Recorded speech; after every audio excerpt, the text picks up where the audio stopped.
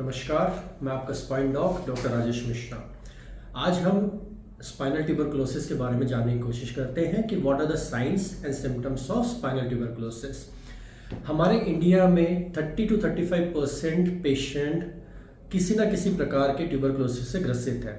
उसमें से 5 to 7% patient spinal tuberculosis से प्रेजेंट करते हैं। अब हम आइए चलिए हम देखते हैं कि what are the symptoms of spinal tuberculosis.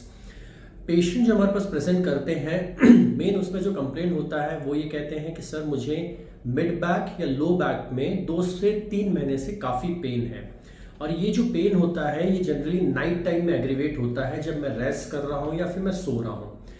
तो इसका मुख्य कारण ये होता है कि जब हम रेस्ट करते हैं तो उसमें हमारे मसल्स रिलैक्स होते हैं और जो बोन होती है इंटरवर्टिब्रल बॉडी होता है वो एक दूसरे से घिसते हैं, उसके वजह से पेशेंट को सीवियर पेन होता है। तो नाइट क्राइज इसे कहते हैं। तो night cries are very common in spinal tuberculosis.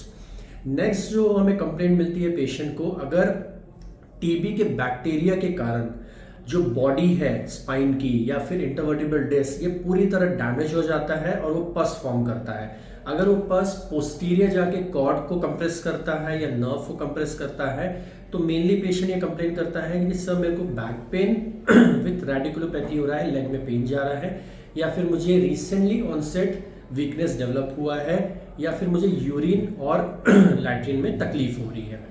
अब जनरली क्या होता है कि जो स्पाइनल ट्यूबरकुलोसिस होता है वो कुछ कॉन्स्टिट्यूशनल सिम्टम्स के साथ एसोसिएट होता है, जिसमें पेशेंट बोलता है कि सर मुझे काफ़ी दिन से भूख नहीं लग रही है, या फिर मेरा वज़न कम हो रहा है, मुझे रात में बहुत ज़्यादा स्वेटिंग होती है या फिर पसीना आता है।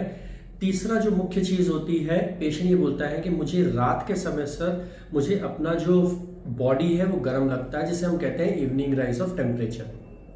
तो ये 3 मुख्य कारण है कि जो पेशेंट हमारे पास प्रेजेंट करते हैं स्पाइनल ट्यूबरकुलोसिस के साथ। अब देखिए जनरली क्या होता है कि अगर पेशेंट ये बोलता है कि मैं मिड बैक या लो बैक पेन है, 2 से 3 दिन का ड्यूरेशन है, तो वो स्पाइनल ट्यूबरकुलोसिस में नहीं क्लासीफाई होता है। वो जनरली या तो लंबर स्प्रेन या फिर आप बैक स्प्रेन की वजह से बोल सकते हैं।